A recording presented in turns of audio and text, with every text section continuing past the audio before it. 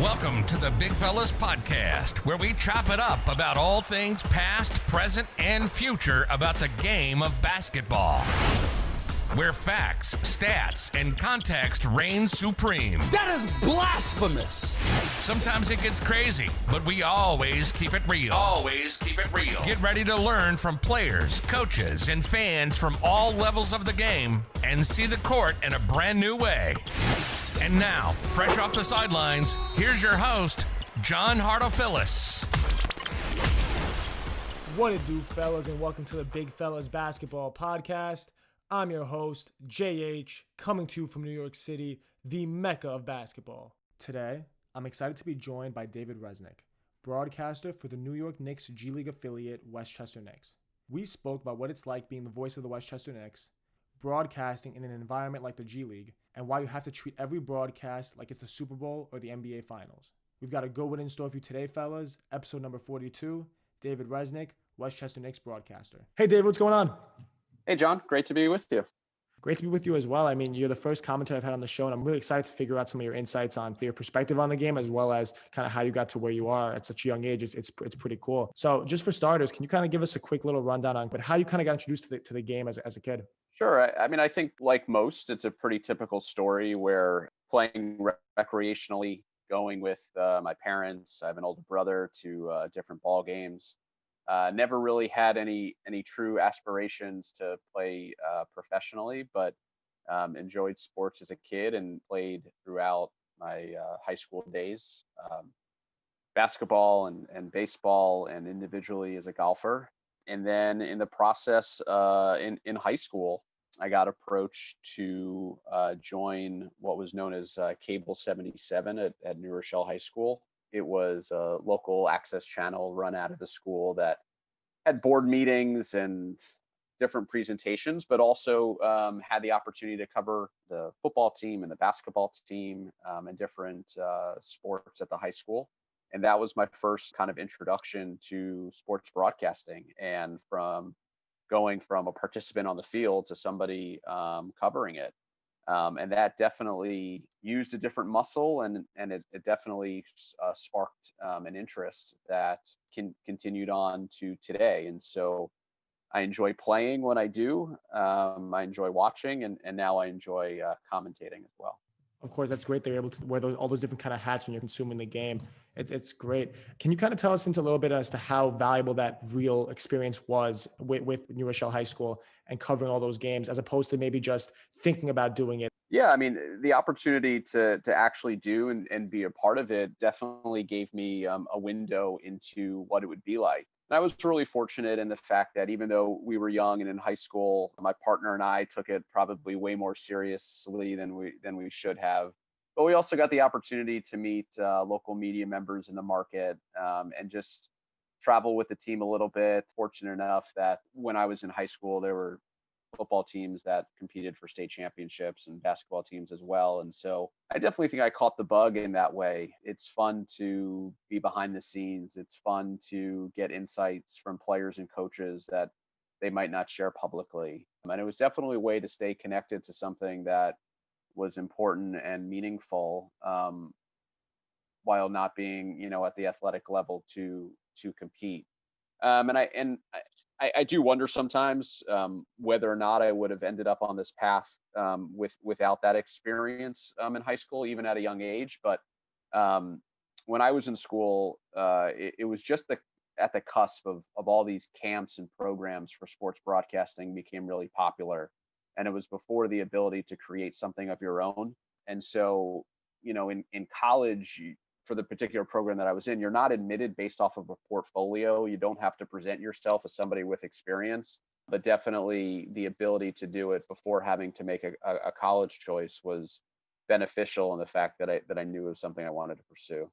That's great. And it's so important to kind of have that realization and really realize that you're passionate about something. And it's funny when you said that you and your partner took it too seriously. I saw a quote from you about how at that age, kind of it's so new to you and it's so much fun that, quote unquote, you treat every broadcast like it's the Super Bowl or the NBA Finals, which is interesting because, I mean, that's kind of the approach you need to take at something to really be truly great at it. And that's something that you could apply to any aspect of life, whether it's commentating, playing, the business world, really anything. Can you kind of speak on what that mindset means to you of kind of just giving something your all, even when you're not there yet, you're kind of acting as if you are? As you said, it's something good to apply to life, and something that I'm in right now, where every time you go on the air, it's an audition. Every time that you're covering a game, it might be the first time somebody's heard you. You might be presenting yourself to an opposing fan base or a new group of people that have never heard you before. And it's natural to make impressions even on a small sample size. So treating each event and each story and each interaction is really important, has served me well. I mean, I think as a kid, knowing that you were only going to do maybe 3 or 4 football games, or you had 2 weeks to prepare, or it was fun to scour the internet at that time, just trying to find any stat or story or information on a player on our opposing team. And so I think in reflection, a lot of those habits of painting those game broadcasts as something as really important probably served me well, even if in reflection it's almost comical how seriously we took it. Definitely. And then once you get to the NBA Finals or the Super Bowl, you'll know what to do because you've been doing it for however many years leading up to that. So that's great, and it's true. That's the mentality to have to attack that with, which is awesome. So obviously, in getting to where you are, we're going to touch on obviously the G League in a little bit. But you obviously had a lot of mentors to kind of guide you in that way. Can you kind of touch on who those mentors are and how that mentorship has played a role in getting you where you are? Yeah, I think one of the things that I enjoy about or recognize about the sports broadcasting field is that everybody has a recognition that it was not a solo act. In order to get where you are, there's certainly skill and hard work and determination and repetition, but it always takes somebody taking a chance on you. It always takes somebody finding you. It always takes some advice, or getting hired for a position that maybe you're not quite ready for, but somebody has belief in you. And I've been really lucky in the sense, people that I met as a high school student turned into some of my first professional bosses. They were people that guided me along through college and making decisions for how to approach student media, how to approach internships, what to do out of school. And you just, through the years, I mean, it just kind of accumulates in terms of people that you can rely on. There have been different situations where maybe I've did a remote broadcast for the first time, and I have friends and colleagues that I can reach out to and ask advice on how to handle that particular situation, or how to talk to a boss, or how to angle yourself appropriately for an opportunity. So I know your question asked for specifics, and I dodged that part, but I think there's truly, people at every step that might have been somebody who was informally telling me something at a game to look forward to, or somebody that I might have overlapped in college for a year, but because we worked at the same station, we're willing to help each other out in terms of a contact for somebody. So it really is, it's almost on a near daily and definitely a weekly basis where there's a touch point with somebody that's helping you out or giving you advice. I love that response because most people do zero in on, oh, my parents or this, but you've really touched on that whole idea of everyone can be a mentor. Really, everyone that you come in contact with is going to help you in some way if you really put forth your best self. And if you're showing that's really the way to go about it, because number one, be able to be a mentor to other people, hopefully, which is great. But then also you'll be able to make all these people like you a lot, to where they're believing in you when maybe on paper they shouldn't. Maybe on paper it's saying you're not qualified enough to take a certain position, but because of the way you present yourself, like, you know what? I want to be this kid's mentor. I want to take a chance on this guy. And that's all, that's sometimes all it takes. So that's awesome. And then off that, all the cool stuff you did in New Rochelle for the high school, how did you end up in the G League, whether it's in the G League as a whole or specifically with the Westchester Knicks? Cause that stuff's really cool.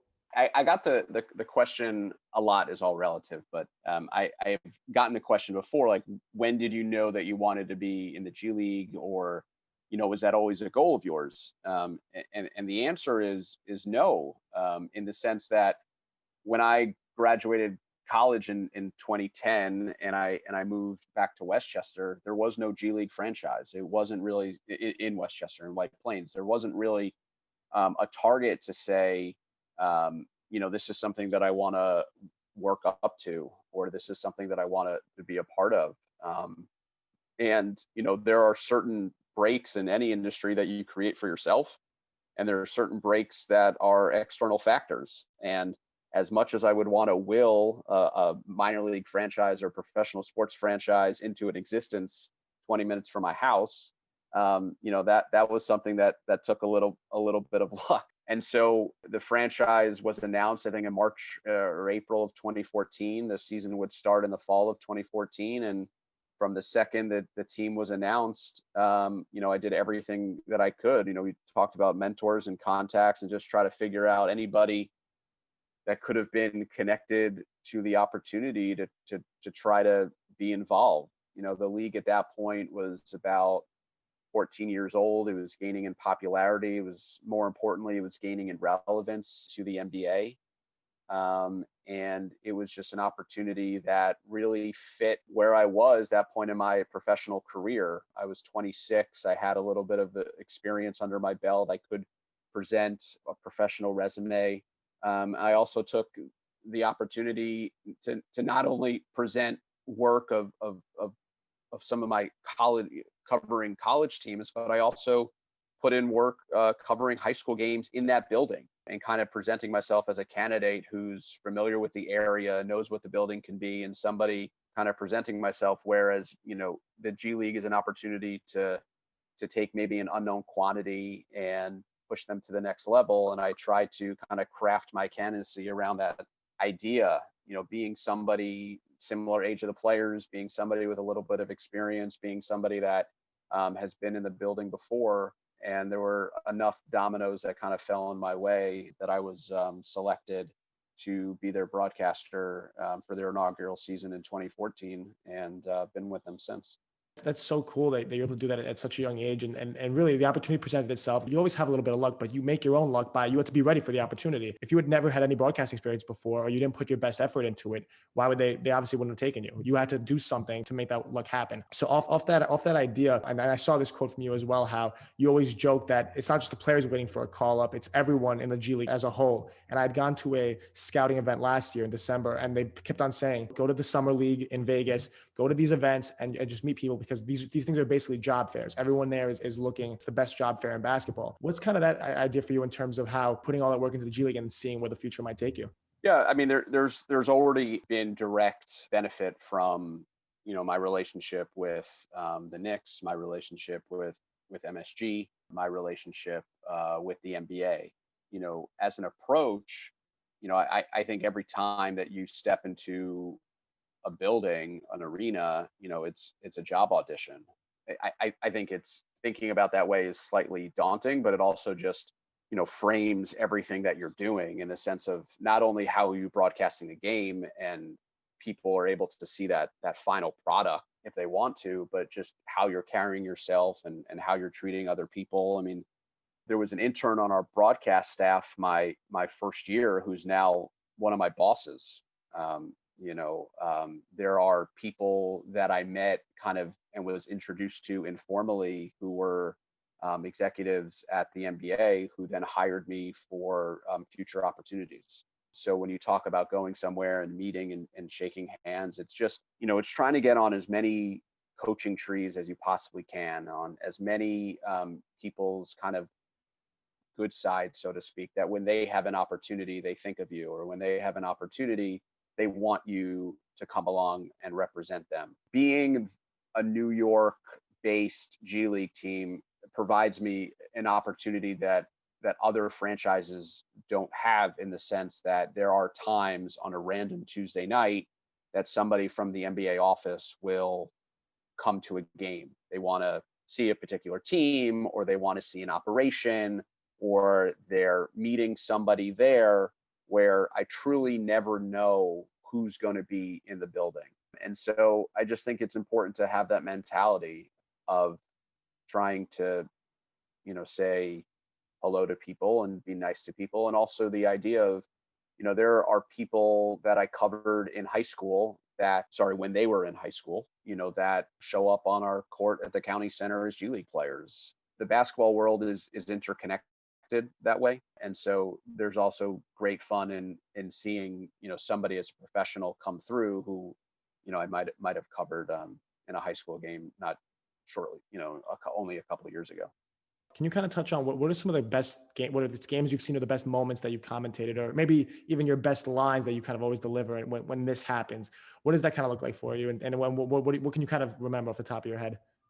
Yeah, there's never been I've never really developed or had any type of like catchphrase or certain line that I always try to squeeze in. I mean, I do think that, a certain personality shines through. I mean, I kind of deadpan and dry humor. I definitely do try to bring some joy or some fun to a broadcast, and how that develops and how that comes to be is always a little bit different depending on what you're covering and the venue, and most importantly, I think how your producers look at games, and also what your partner is into, how he or she goes about a broadcast, or topics that they find off limits, or things that they enjoy joking about or commenting on.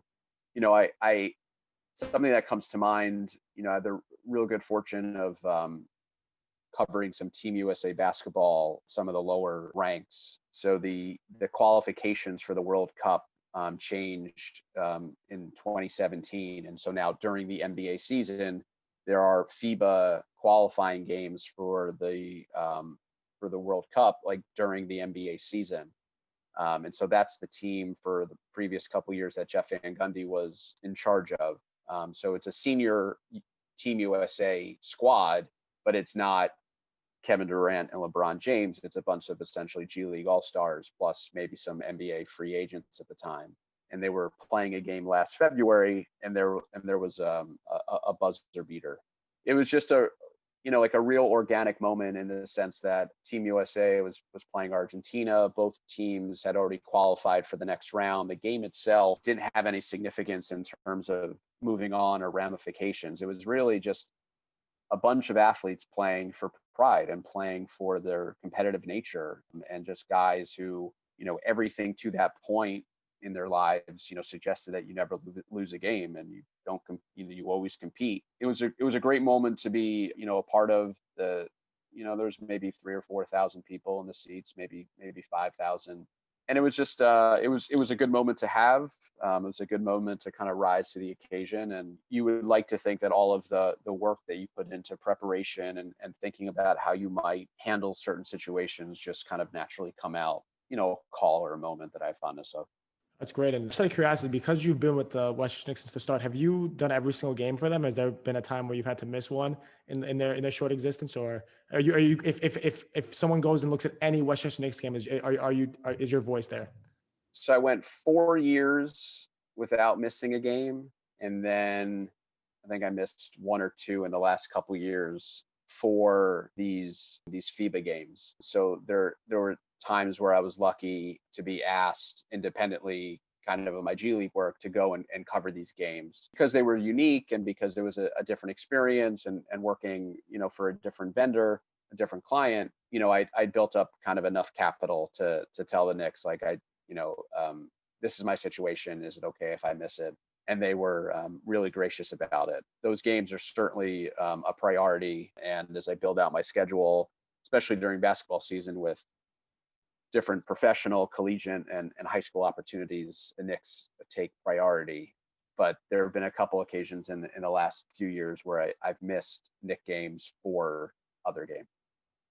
That's great, though, because 99% of all Westchester Knicks games have your voice on them. And the ones that don't must have had a very quick, I don't know how they measure it, a viewer drop-off rating, where people jumped onto the broadcast and were like, wait, what? And then logged off right away. There's got to be like some time metric that they use to figure that out. It's interesting. The G League does a really great job in terms of like repackaging their highlights, and they've always been very kind of forward thinking in terms of their archiving. And they understandably, they're always looking to say, okay, you see Quinn Cook in the NBA, or you see Alex Caruso in the NBA, or you see this other player who's succeeding, at the NBA level and contributing to a playoff team or a championship team. And the G League is always very quick to kind of do, you see them now, but this is what they were doing in the G League a year, 2, 3 years ago. And I'll kind of by habit just click on that link in Twitter or wherever it is, half paying attention, and then hear my voice for particular players or particular highlights. And so that's a bit jarring in the moment, have to kind of confirm that it was me and trying to think about where that is and where I was and why I was there. So I think in those instances, people probably skip ahead quickly in those clips, but it's always interesting to kind of just find work that could have been from 2, 3, 4, 5 years ago pop up seemingly out of nowhere when the G League is trying to promote one of their past players doing something great in the NBA. That's great. It must be a lot of fun for you to kind of have those moments just pop up on you. And thinking about that, I mean, what you're saying about how the G League does a great job of that, that's so important, because the main product is what happens is people rewatching the content down the line. It's not really so much as them watching it in real time. It's all those highlights. That's what really gets spread around quickly. And it's so important that the G League does a good job at that. And it must be so cool, obviously, to hear your voice on a lot of those highlights, which is definitely cool. One last question just to wrap up. I was just curious as to what advice would you give your 20-year-old self going into the broadcasting business right when you were about to jump in, that you kind of know now but didn't know back then? You never know how somebody, and not in a transactional way, it's not meant to approach people in a sense of what they can do for me, but you just never know how people will circle back in your life, or how people will reappear, and you never want to be like, shoot, I should have been nicer, or I should have kept in contact, or I should have responded to them quicker. I'm sure it's something that you find as you kind of start your career in the different circles that you're in. A particular industry in a particular geographical area is a very small world. And so I think it's just important to always put yourself best foot forward.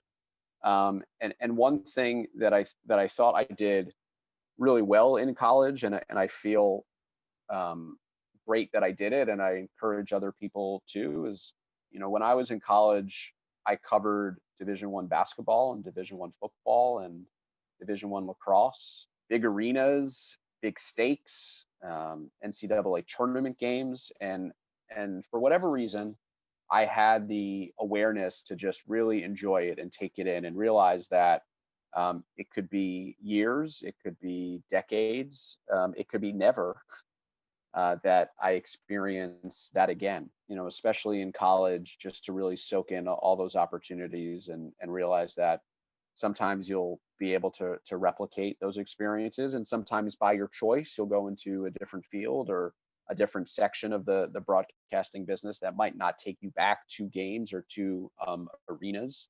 And so just to really enjoy that. And also just I spend a good amount of time, still mentoring or talking to current college students or young professionals, and just, you never know which rep will help you down the line. You never know which game or which package or which hosting opportunity could have really helped you down the line, because there's a particular opportunity that you don't have great tape on or a great resume for, because you didn't take that particular opportunity when you did have it seriously. I just think, enjoying yourself, taking it seriously, and just being very aware of your surroundings and understanding that, your reputation is what leads you to your next opportunity or job. Great advice. And David, thank you so much for coming on. I really appreciate it. I know my listeners did too, because especially coming from someone that's so young and so close to many of us in age, that was able to figure out what they want to do and go out and do it. It's really great. So thank you so much, and really hope we can talk again soon. Yeah. And thanks for calling me young. I really appreciate it. Thanks for listening to the Big Fellas Podcast. Check us out on all major social media platforms at Big Fellas Pod to join the chop up. You can also listen to us on every podcast platform on the planet. Stay tuned for the next episode, Big Fellas.